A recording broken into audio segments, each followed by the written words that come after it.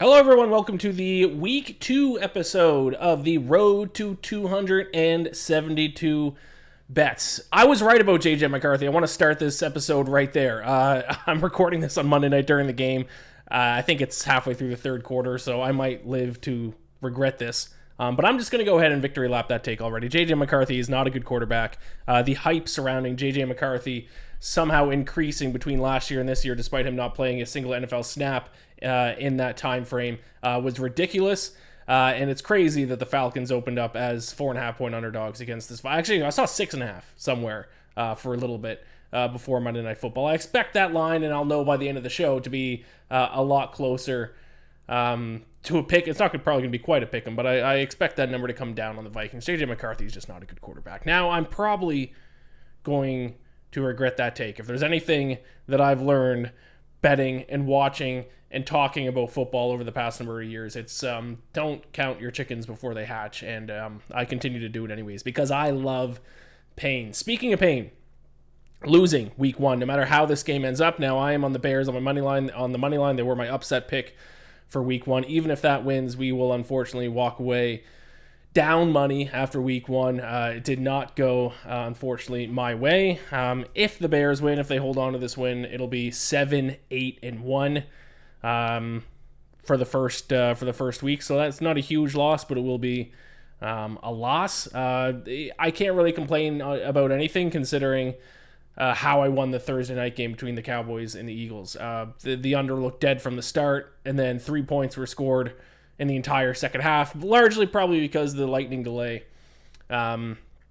took the complete flow of the game, took the complete flow of both offenses. So I can't really complain, but just a recap for my other picks, Chiefs never really had a chance. Buccaneers, I also got lucky. Listen, I would have gladly lost that bet if it meant my Falcons started off 1-0. Would have went into overtime, and I might have lost the bet. Falcons might have won if Young Wei Koo didn't suck, but he did miss that game-tying field goal. The Dolphins wasn't even close. That was my worst bet of week 1. I think a lot of people were on that. GRP, of course, if there's any of you who spend way too much time on the internet like I do, specifically on sports betting Twitter, then you know GRP, that was his big pick. I won't get into that whole kit and caboodle right now. But that was GRP's pick. That was also my pick, and the Dolphins lost by 1 million to the Colts. Who knew? Daniel Jones. What were some other ones? I mean, Jets scoring late and then not getting a 2-point conversion kind of screwed me for my Steelers pick. Giants offense was terrible. We're going to switch some things up about how I evaluate the offense until Jackson Dart comes in for that team. The Titans, that was the other one I wanted to talk about. Unfortunately, I got screwed by placing my bets early in the week. I took Titans +8. They closed at +9, and of course, they lost by 8 exactly. So that was my push for the week. We're already 1 week into the season. We already have a push on the record, which is not ideal. And then the Texans were driving late against the Rams, and then the running back fumbled. That could have hopefully potentially turned into a game winning drive. And then the heartbreak of the week was the Ravens. I think that is what I would do. As lucky as I got on the Cowboys and Eagles under, I got just as unlucky on the Ravens and Bills. Ravens up by, 15 points? Up 16 points? 15 points? 14 points with 4 minutes left, and the Bills somehow storm back to win by 1 point. I think what makes it even worse is if I would have just taken, because I think I took Ravens money line. I think they were +1.5 on the spread. If I would have just taken the 1.5, it might have just even been +1. It would have been a push. But of course, I did not do that. Of course, I took money line, and of course, the Bills won by 1 single point. So 17-6 right now, and Bears, Vikings with 6 minutes left in the third. So listen, Vikings would certainly come back, absolutely. If the Bears end up losing and the Vikings do come back, I'll finish 6-9-1 on the week. If the Bears hold on to this, I'll finish 7-8-1. It's going to be a losing week regardless, but if the Bears win, it'll at least lessen the blow a little bit before week 2.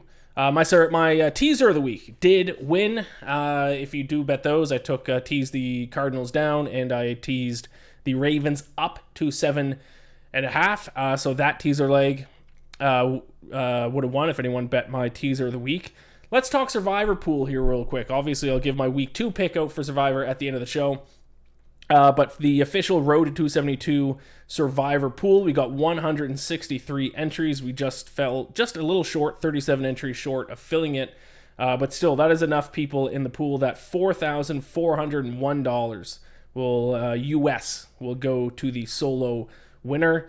Unfortunately for Survivor, almost no one got eliminated. Basically, Survivor pools, across the country, the only people who really got eliminated were people who took a shot on the Patriots -3 against the Raiders. Only 2 people in our pool took the Patriots, so only 2 people are eliminated. If the Bears do hold on to this win, a third will be eliminated.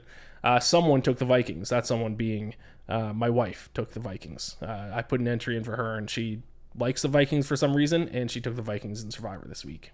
And that's not looking good. So it's either 2 people eliminated or 3 people eliminated for the first week of the Road to 272 Survivor pool. All right. Other than that, I don't really have any huge takeaways. Oh, my strategy for betting on week 2 is to not overreact to week 1. I stick to my off-season beliefs about teams. If something worked in that favor, if my opinion about a team was supported by their week 1 result, then that further supports it. But if I have some week 1 or some off-season takes that weren't supported by week 1, I ignore them. I basically just stick, for the large part. Now, there are a couple of exceptions here and there. Like, for one, I evaluate the Giants completely differently because I remember how much Russell Wilson looks old and he sucks. But for the most part, I kind of disregard week 1. I start using this season's results in week 3 a little bit.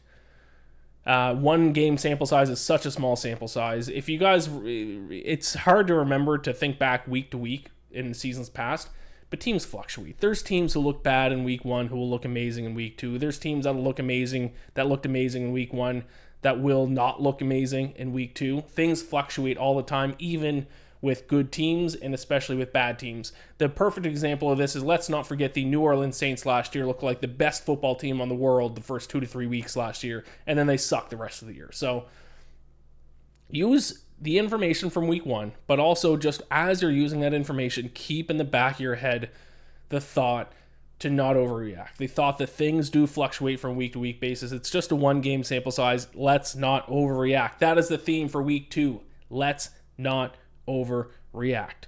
And with that, let's get into it. It is the NFL Week 2 episode of the Bacon Bets podcast. The road to 272 bets marches on. As always, we start with Thursday Night Football. We got a good one this Thursday night. It is the Green Bay Packers against the Washington Commanders. This is one of the few games that I bet on Sunday night. I talked about last week about how this season I'm not going to wait till Monday night to place all my bets. If I think a line's going to move, I'm going to bet on it as quickly as I can after it gets released on Sunday. This was one of them because I wanted to get a Packers bet at -3, and I was able to, so I got Packers -3, -120. It's 3.5 now across the board. I do still like Green Bay at -3.5. I would like it up to -4, so that is why I jumped on the Packers -3 here in this spot. I said earlier, my week 2 strategy is to not overreact to week 1. I'm not going to give the Commanders too much credit for cruising past the New York Giants. I still believe they are going to regress this year, and I think this is a perfect regression spot. I think this is going to be a tough game for the Commanders. I think the Packers might be the best team in the NFC. Packers might have been the most impressive team to me in all of week 1. I know I bet on them. They were one of my wins against the Lions. But they just don't have any real weaknesses. If Jordan Love can take a step forward this year, that team's going to be very dangerous. They have a pass rush. They have a quarterback. They might not have a number 1 elite receiver, but they have a very deep receiving core. They have Josh Jacobs. They have a pretty solid secondary. This is a team that I thought was underrated last year that actually was better than the record showed. They're second, I think it was, second or third, top 4 at least in the NFL in net yards per play. Their EPA numbers were way better than what they got credit for. So now that they're healthy, they've added to the team. I think the Packers are kind of a team to beat this year. And now after that week 1 win against the Lions, the impressive week 1 win against the Lions, I'm in on them even more. So 3.5, I think that's more than a fair price on the Packers, especially at home against this Commanders team. Let me double check. This is at home, right? So like neutral field, like the books would have like Packers like 1.5, 2. Yeah, this is a home prime time. I'm not buying in the Commanders. A win against the Giants is enough for me to buy in the Commanders. I will take the Packers -3, -120 on Thursday Night Football. The Jaguars and the Bengals, I am placing the same bet that I placed on the Jaguars for Week 1, but this time it's against the Bengals. It did not hit for me in Week 1, but I still do think the Jaguars, by the end of the season, we're going to look at them as a good over team. And same with the Bengals. I think these are going to be two of the best over teams in the NFL, so I will take over 49.5 at -108 at DraftKings between the Jaguars and the Bengals. I think both these teams are going to be all offense, no defense. Here's what I'm not overreacting to in Week 1. I'm not overreacting to the Jaguars' defensive performance against the Panthers. I think that's more of an indictment on Carolina. Bryce Young looked horrific. He looked like old Bryce Young, so I still think the Jaguars' defense is probably a bottom 10 unit in the NFL, and they have a long ways to go. And I'm also not overreacting to the bad offensive performance by Joe Burrow and the Bengals. I was banking on the Bengals coming out a lot better in Week 1 this year after playing their starters in preseason, but they still didn't look good. But I'm not going to push the panic button yet. If preseason didn't fix the issue, then still, it might be coaching, to be honest, at this point. Maybe it's just Zach Taylor's just not good early in the season. But still, as the season goes on, and especially here in this spot against a bad Jaguars defense, I'm going to trust Joe Burrow and company to kind of get the ball moving. So, high total, one of the higher totals of the week, if not the highest total of 49.5. I will still take the over on that regardless. I think we're going to see a shootout. By the way, I liked what I saw from the Jaguars offense. Trevor Lawrence looked very good. The running game looked good. Now with Tank Bigsby in Philadelphia, we got the Tootin guy. Hopefully he gets some more carries. I think he's going to be solid at that position for Jacksonville. Travis Hunter added an interesting dynamic to that offense. Brian Thomas looked great again this year. So yeah, high on the Jaguars offense. Still believe in the Bengals offense, obviously. So I'll go over 49.5 and -108 between Jacksonville and Cincinnati. This next game is the game that's going to test my patience. This is the one that's going to test my theory to not overreact to Week 1. And that is the Miami Dolphins. I managed to get them at -1. I think they're -1.5 most places now against the Patriots, so I think the Sharps are kind of on Miami with me. I was trying not to overreact to all the offseason allegations about how their locker room's divided and they don't respect Mike McDaniel and the vibes are bad. If you believe that, then their Week 1 game against the Colts backed that up, because that was the ugliest performance of all teams in Week 1. It was terrible. I'm going to try my best, and like I said, this was the hardest one for me to stick to my offseason predictions. I still think this Dolphins team is solid. I think their offense is too talented not to put up points as the season goes on. I will say one thing that was promising is they did actually lead the NFL in rush EPA, so they ran the ball very effectively. Tua has to be better. Tua cannot throw the ball. 2 interceptions and a fumble I think Tua has, with 3 turnovers. Simply cannot have 3 turnovers. Their defense has got to be better. But I still have faith in the Miami Dolphins, especially at home here against the Patriots, who I was low on the Patriots heading into the season, and they kind of backed my belief up. I don't think Mike Vrabel is actually as good of a coach as he gets credit for. They are still a very young team. They still have a lot of holes offensively. They don't really have any good receivers. Their defense still has some issues. I think the Patriots are still being overvalued in the betting market, so I'll keep my faith in Miami one more week. If they put up another stinker, I might have to change things up, obviously, depending on their line in Week 3. But I'll ride with the Dolphins one more time. Fins up. Dolphins -1, -110 against the Patriots in a little AFC East duel. 49ers Saints, I screwed up in this one. So I did not bet on this one Sunday. I bet on this one today as I was doing up my notes, as I was writing my article for this. I locked in the 49ers, and not 10 minutes later, the Brock Purdy report came out. So I already have lost 2 points of CLV on the 49ers.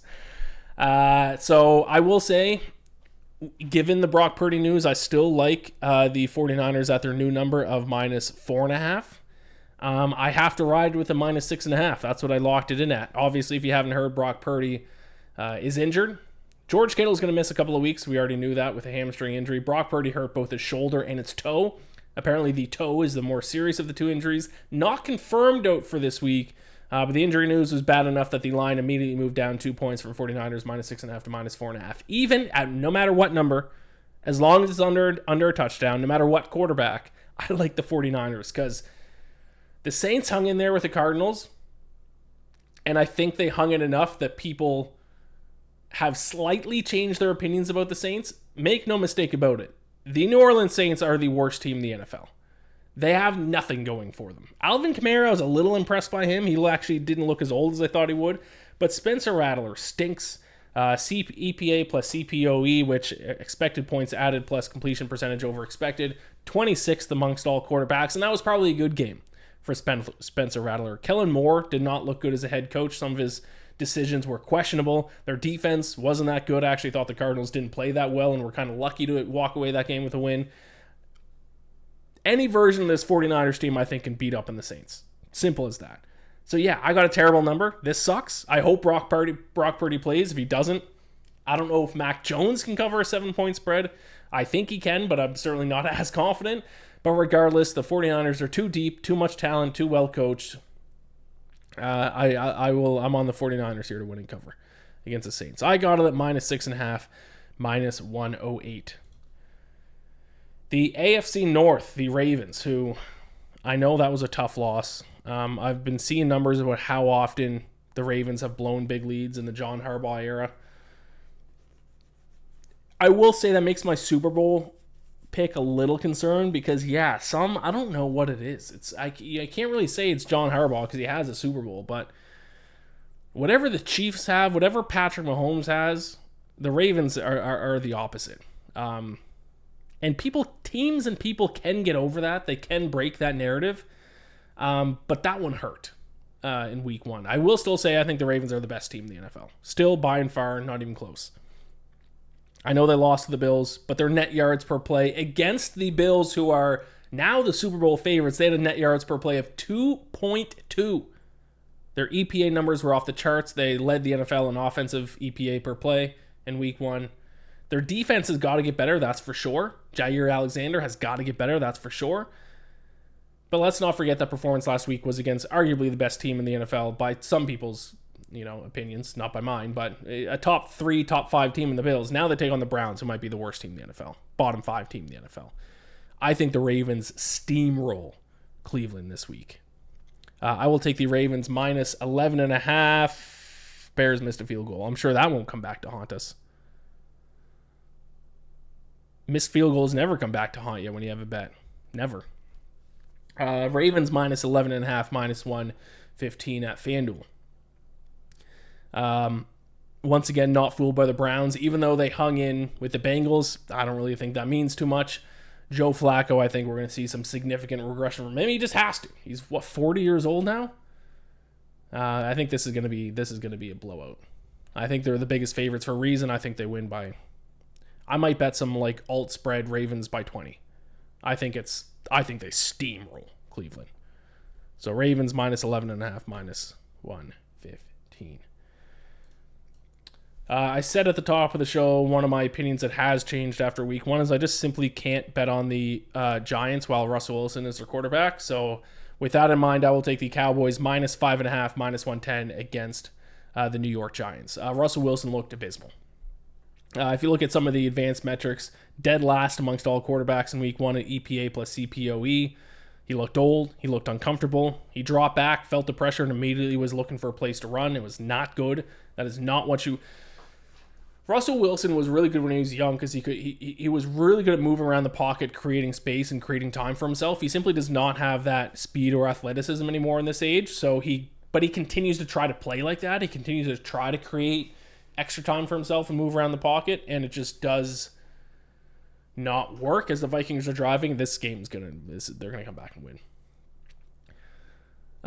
So the Giants have nothing. I mean, even with they have a good pass rush, they have some pieces on defense. They obviously have some weapons on offense, but you need a quarterback, especially to beat half-decent teams. And I was impressed by the Cowboys in their opening night game against the Eagles. They ranked 13th in the NFL before Monday Night Football. Obviously, this doesn't include these two teams.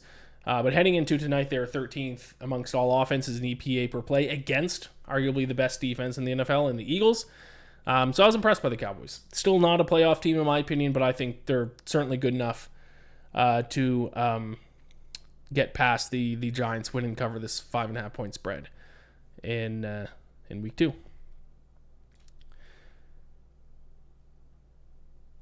The next game on my list is Bears-Lions, but obviously I've not placed a bet on that one yet because I want to see how this game finishes up. So I'll wrap up my show with the 2 picks from games involving the teams tonight, although I'll be honest, I already bet on the Falcons-Vikings for a reason that I'll explain later. So let's move right along to the Bills and Jets. I'm going to take the over in this game. Bills-Jets over 45.5 minus 105. I see a lot of people on the Jets. I know it got bet down. I think it was plus 7.5 at open. It's now at 6.5, so people are on the Jets. I see why. The Jets looked very good, especially offensively in week 1. I'm just scared to take a team like the Jets to not get blown out by Josh Allen. So instead of doing that, I'm just going to bet on offense. I'll bet on what the strength of the Jets was in week 1, which was their offense, and then I'll also take Josh Allen in the Bills' offense by betting the over 45.5. Heading into Monday Night Football, the Jets' offense actually ranked 4th in EPA per play and 4th in success rate. I actually was impressed by the Jets' offense. I think their new offensive coordinator, Tanner Engstrand, is that how you pronounce it? I actually thought the offense was built well to complement Justin Fields' strengths instead of trying to fit a square block in a round hole. So I think that was great. I think the Jets are going to regress. I don't think they're going to be an offense that's going to score 30-plus points every week this year. But I think they can score enough, especially against the Bills defense that I'm really low on. I think they can score enough to hit this over. That paired with some Josh Allen magic. So I'll go Bills-Jets over 45.5 minus 105. Seahawks-Steelers. My preseason presumptions about both teams were proven true at least through 1 week. The Vikings just scored it. The Vikings you just know when you're watching a game live and a team misses what feels like a key field goal that would lock up the game for them, it's like as soon as they miss that field goal, like bet the other team live. And I said it a minute ago and I didn't bet it, and now the Vikings are probably going to go for 2 here to turn this into a field goal game. And I screwed myself by talking JJ McCarthy at the start of this podcast too, and he just threw like 3 great throws in a row. Yeah, they're going for 2 here. And that was a nice play by Justin Jefferson too. That brings him up to what? Yeah, 34 yards, still not much. Drops back to pass, looking for Jones. He's scrambling. A flag was thrown, probably holding offense. He threw it anyways, and it was intercepted. The flag on offense or defense? Obviously, this 2-point conversion is huge. It would turn it into a field goal game.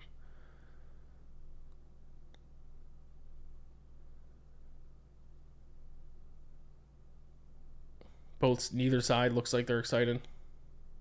Defense. So they're going to get another shot. See, it's these things that just happen, and then just like everything starts going the other team's way. Penalties start going their way. Plays start going their way. Broken plays start going their way. That was illegal hands to the face, but yet it was not illegal hands to the face. He was underneath the face. Call on the Bears. This is what just kills. Can I live? What are the live odds on the Vikings? I missed my chance. It would have been a minute ago, but I'm going to bet them anyways because they're going to come back and win this game. But maybe if I bet them now, then they won't. You know what I mean? This is the mind of a gambler. Odds taken off the board.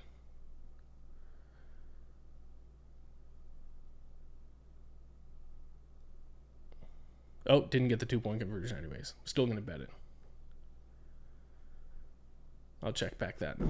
Oh, there it is. Plus 290. I'll sprinkle.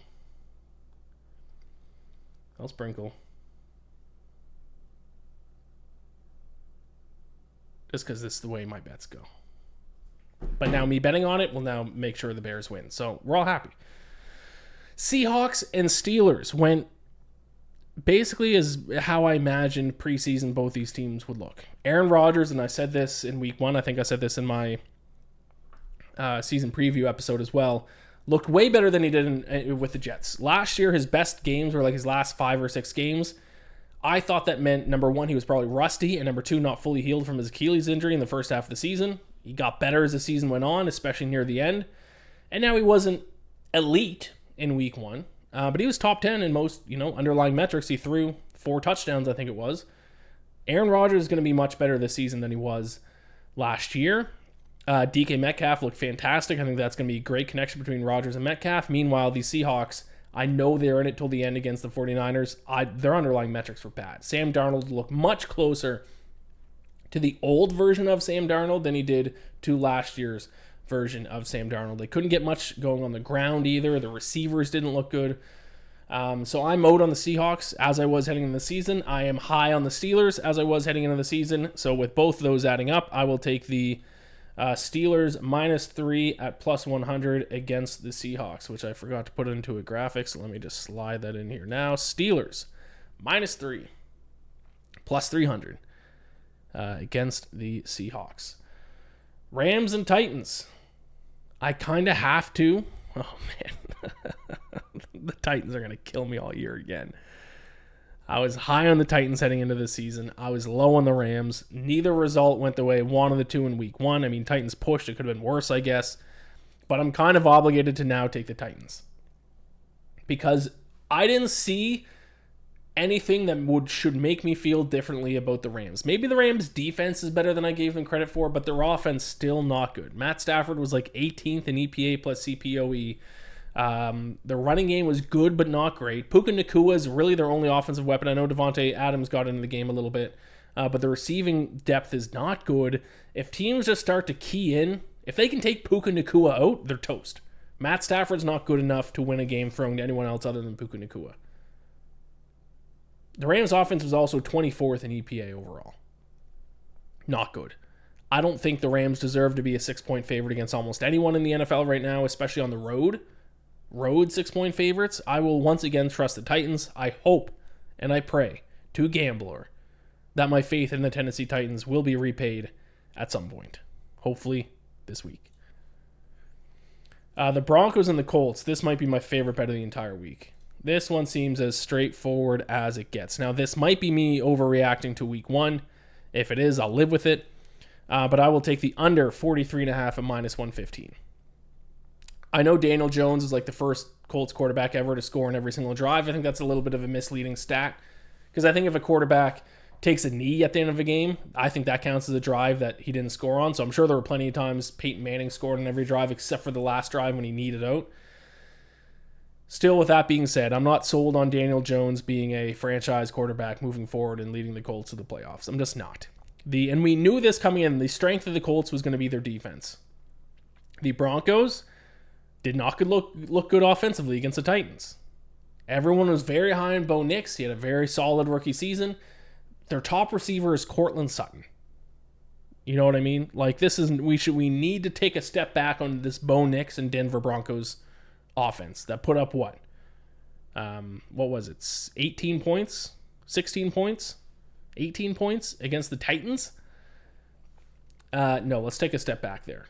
So let's bet on both defenses, and also after week 1, first and second in opponent EPA per play. From an EPA perspective, they were the 2 best defenses in the entire NFL in week 1. We know the Broncos are going to be a top 3 defense. I think the Colts are going to be a top 10 defense when it's all said and done at the end of the year. I think Daniel Jones is going to be put in a blender by this Denver defense. I think Bo Nix is continue to look okay to good, but not great. I'll take the under 43.5 between the Broncos and the Colts. It seems like the most obvious bet on the entire board, in my opinion. I'm kind of out on Bryce Young with the Carolina Panthers, but I'm not out to the extent that I would bet against them as 6.5-point underdogs. I think this is maybe a little bit of an overreaction. I think the Panthers are probably not as good as they looked late in the year last year. I think they're not as bad as they looked in week 1. The Cardinals are 6.5-point favorites. I will take the Panthers plus 6.5 at -105. The Vikings are about to get the ball back. Yeah, I feel like every NFL game goes like this. I feel like a team dominates the entire time. One small play doesn't go their way, and then everything shifts the other way.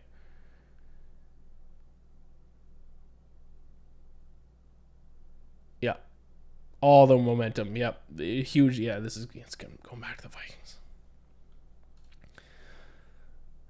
Yeah, I don't really have too much to say about this game. I think the Cardinals looked fine, but there is against the Saints. For me to be impressed by the Cardinals, they should have steamrolled New Orleans. Meanwhile, the Panthers didn't look good, but I'm not going to overreact to that either. It's just, I don't think the Cardinals should be 6.5-point favorites in this game. It's really that easy. I think the Panthers are a below average team, and the Cardinals are an average team. Does that equal a 6.5-point spread? I don't think so. I'll take Carolina in this spot. Plus 6.5, minus 105.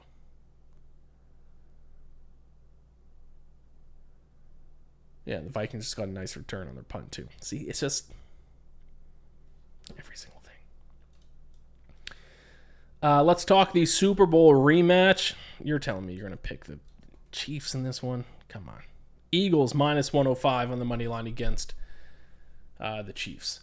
I don't know if I'm playing armchair psychologist when I say this, but the Chiefs look tired in week one. It's not even just in the game. It's also in interviews. I might be way overthinking this. I recognize that. But if you make it to the Super Bowl year after year after year after year, or at least the AFC Championship year after year after year after year, you have to wonder if that starts to weigh on a team, or at least weigh on a quarterback and a head coach, because their offseason, when they go to the Super Bowl every year, is way shorter than every other team's offseason. They look tired. Am I crazy in saying that? Both on the field and off the field. They were in Brazil in week one, so that probably had something to do with it. I think a lot of people are saying the Chiefs are going to be bad this year because they're not an elite football team. I think they're just kind of tired. Which might just be crazy to say. I might be oversimplifying things. Meanwhile, I think the Eagles are the Eagles. I think they're just as good as they were last year. They're not really a team that's going to blow a lot of teams out, although they did blow out the Chiefs in the Super Bowl. They play solid defense. Hopefully Jalen Carter doesn't get kicked out of the game before the first snap happens, but I struggle to make the Chiefs a favorite in this one. I wouldn't. Even though they're home, I think the Eagles are the better team, and once again, armchair psychologist here, I think the Chiefs are tired mentally and physically. I think going on deep playoff runs year after year after year after year just weighs on you for the guys who have been there for a while. They don't look explosive. Their offense looks meek, is how I'd put it. Their defense is okay, but not great. I have no choice but to back the Eagles here. I just can't find anything in this game that would make me think the Chiefs win, other than the fact that they're the Chiefs. So I will take the Eagles minus 105. Not really a metrics-based bet. I recognize that. Things don't usually work out well when I try to play armchair psychologist, but that's what I'm going to do. All right, we're going to move on to Monday Night Football because I'm going to end the show with my two picks for the games involving the Bears and the Vikings, which includes Sunday Night Football. That's Vikings Falcons next week. So let's move on to Monday Night Football. I have the Texans minus 2.5 against the Buccaneers. I think this is a huge don't overreact spot. Texans offense looked bad. I think that was just a bad game. I think if that game happens by the Texans in week 9, you look at it like, okay, that was just a bad game. Bad games happen. In week 1, people forget that bad games happen and they think you are what you are after week 1.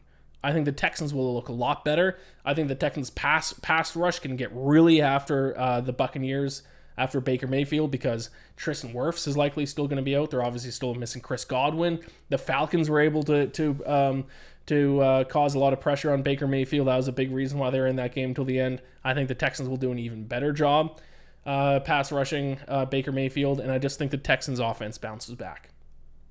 So after week 1, you might be confused why the Buccaneers wouldn't be favorite in this game. I'm telling you not to be confused. There's a reason why the Texans are favored on Monday night, and I won't overthink it. I will take the Texans minus 2.5, minus 115. Then we have a Monday Night Football doubleheader next week, so I will also be taking the Raiders plus 3.5. This is once again, don't overreact. I'm not going to overreact to the Chargers beating the Chiefs and looking unbelievable. The Chargers are a good team. They may even take a step forward this year, but that doesn't mean I'm all in. They're still missing an offensive tackle. They're still trying to figure out who their number 2 receiver is, although Quentin Johnston looked fantastic and so did Keenan Allen. Their defense still has some holes. Their defense still ranked 23rd in opponent EPA in week 1. They had a net yards play plus 0.4. That's not super great. So the eye test, them beating the Chiefs, makes you have a lot of faith in the Chargers. I'm standing by. I'm standing down and standing by on the Chargers. I need to see a little bit more proof from them before I can fully dive in on this team. Meanwhile, the Raiders, I still like the Raiders a lot. Geno Smith is like the model of consistency. He doesn't have a very high ceiling, but Geno Smith has a very high floor, which is huge, especially when it comes to covering spreads of over a field goal as an underdog. They have some talent on offense. Hopefully Brock Bowers is healthy and returns to this game, but I like their young receivers. Their defense is a good unit that doesn't get enough credit for being as good as they are. So I like the Raiders in this spot. I will take the Raiders plus 3.5, getting more than a field goal against the Chargers. All right, I'm going to take a quick break until this game wraps up. I'll come back with my heart broken because the Vikings will win. And then I'll give you my pick for, Lions, Bears, and Vikings, Falcons. Be right back. And then I'll wrap up and give picks and best bets and survivor pick and all that stuff. Okay, bye.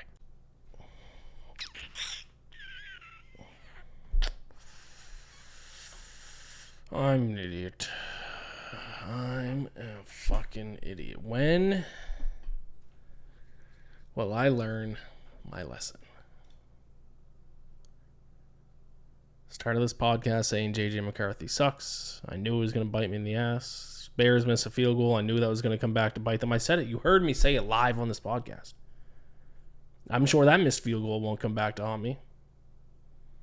Well, they lose by 3 points. Thank God I at least had the foresight to bet on the Vikings. Obviously, that doesn't count towards my road to 272 record, but I at least won some money off it. What the fuck am I doing? What the fuck am I doing? All right.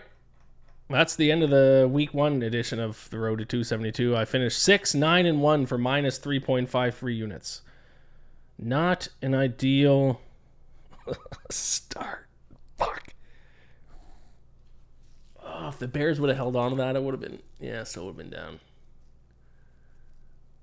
Like over a unit. Still, that would have been a lot better than down 3.5. All right. Fuck, I'm an idiot. All right. Oh, we love it. We love it. We're 1 week in. 17 weeks to go. All right, let's get into my last 2 picks here for week 2, starting with the Bears and Lions. I bet this one over at Pinnacle right after the game ended. As soon as the line was posted, I will take the Lions -5, -105. I was leaning towards the Lions anyways. I'm a little surprised at the -5 price point. I would have guessed about -6. The Bears kind of still look like the Bears, even with Ben Johnson, the head coach. It seems like the cycle will continue for the Bears where it's you draft a quarterback, he sucks his first year, you blame the head coach, you fire the head coach, you bring in a new coach, he still sucks, you blame the player, you then bring in a new quarterback, they still suck, they then draft a new quarterback, they still suck, they then fire the head coach, and the cycle kind of continues between blaming the head coach and blaming the quarterback. Caleb Williams missed a lot of throws late in that game, missed a lot of throws. But mainly I'm betting on the Lions because I think let's not overreact to week 1, as is the theme for this entire show. Going to Lambeau for week 1 on the road with 2 new coordinators was a nightmare situation for Detroit. Now they go home for their home opener against a bad Bears team. A team that I think is fair to say is bad. At least not good. So I think the Lions come out hot. I think they steamroll the Bears. I will take the Lions -5. -105. The other game is the Falcons-Vikings. I actually haven't seen this line. What did this line? I already placed my bet before this game because I thought the line was going to come down. It looked like it was going to. If the Vikings didn't, storm that huge comeback, I bet you the line would have reopened at like Falcons, like plus 3.5 probably. Probably would have moved a point, maybe 2.5, 2 points. Which books have it? Does Pinnacle have it yet? Let's take a look. See here, Pinnacle. Yeah, it's hovering at around 5 at Pinnacle. So actually, I should have waited. It turns betting it early was a mistake, because now you can get Falcons at plus 192, at least at Pinnacle. The FanDuel and DraftKings of the world don't seem to have the odds posted yet. Okay, so it's, it didn't hurt me too much, but at least it didn't completely kill me. I took the Falcons as my upset pick of the week. If you're wondering why I haven't given out an upset pick yet the show, I'm not really counting the Eagles, even though they're slight underdogs. It's because my pick is for the Falcons to upset the Vikings at plus 187. I don't care that J.J. McCarthy looked better in the second half again in that game. That was still against the Bears. I still don't think he's as good as what people's expectations were heading into the season. I think he's going to look closer to how he looked in the first half of that game. The Vikings defense didn't look as good as they did last year. I mean, they let Caleb Williams and the Bears put up 24 points. I think this line is insulting. I do not. Sure, you want to make the Falcons underdogs in this game? Sure. You want to make them 5-point underdogs with how good their offense looked last week? Now, Drake London's health is obviously going to play an impact on that. Undetermined if he's going to come back to play this week or not. If he does, bet on this line to shorten. It'll be a lot shorter, but even without him, I think the Falcons are going to be okay. The run game was bad last week. I admit that. Their defense looked much better. And Michael Penix looks like the truth. I have a lot more faith in Michael Penix right now than I do J.J. McCarthy. So I'm going to back the Falcons. They are my upset pick of the week. I think they take down Minnesota. I just think, honestly, is it crazy to say they're a better team? I think the Falcons are a better team. It's really that simple. So I'll take a shot at them, plus 187 on the money line, to upset the Vikings on Sunday Night Football. There are my 16 picks for week 2. Let's just recap them here. I got Packers -3, -120 against the Commanders on Thursday night. I like that still at the current line at -3.5. I got Jaguars Bengals over 49.5, -108. Dolphins -1, -110 against the Patriots. 49ers -6.5, -108 against the Saints. Ravens -11.5, -115 against the Browns. Cowboys -5.5, -110 against the Giants. Lions -5, -105 against the Bears. Bills, Jets over 45.5, -105. Steelers -3, even money. Tennessee +6, -105. Broncos, Colts under 43.5, -115. Panthers +6.5, -105 against the Cardinals. Eagles -105 on the money line against the Chiefs. Falcons +187 money line against the Vikings. Buccaneers -2.5, -115 against the Texans on Monday night. And on Monday night again, the Raiders +3.5, -115 against the Chargers. My top 5 picks, my best bets for week 2 are Cowboys to cover against the Giants, Steelers to cover against the Seahawks, Broncos, Colts under 43.5, Eagles against the Chiefs, and Falcons against the Vikings. So Cowboys, Steelers, Eagles, Falcons, all to cover, and then toss in the under 43.5. Those are my top 5 best bets for week 2. My teaser of the week. I did hit my teaser of the week last week. My teaser this week is the Bills. We're going to tease them from 7 down to 1, and we're going to tease the Cowboys down to a pick'em against the Giants. I know I took Cowboys at -5.5, but most lines out there are 6. So we can take them down to a pick'em against the Giants, and we can take the Bills down from 7 down to 1. So obviously Bills and Jets, it gets off the primary key number of 7. It crosses the secondary key number of 6, and it crosses another primary number in 3. And for the Cowboys, we're getting off the secondary key number of 6. We're crossing the key number of 3, and we're getting it down to a pick'em against the Giants. So that is my teaser of the week. In my survivor pool, by the way, since the Vikings ended up winning, only 2 people eliminated, so 163 entries are down to 161. Apologies to the 2 of you who picked the Patriots. Not good. My survivor pick for this week, I'm going to take chalk. I'm going to take the Ravens. 2 reasons.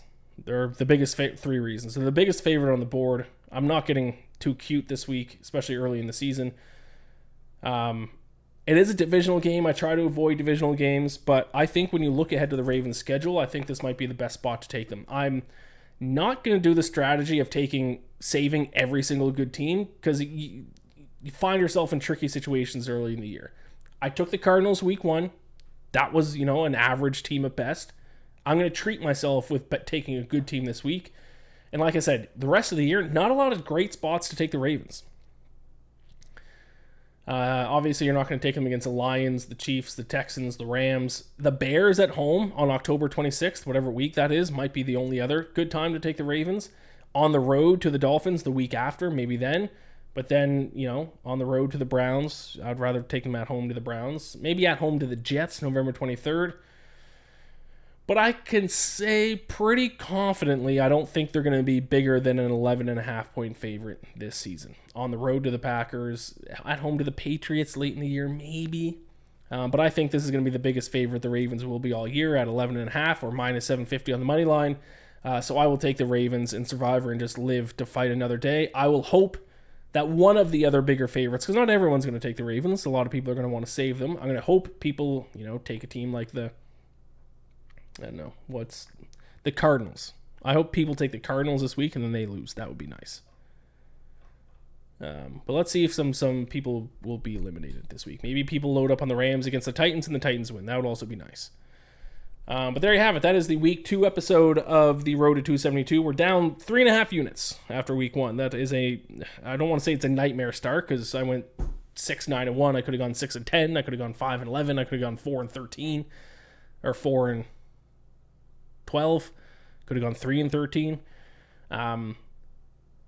I don't like being behind the 8 ball. I would rather. But you know what? I'm going to spin this in a positive spin. What do they say is the best time to get a triple bogey? The first hole. You have 17 holes to make up for it.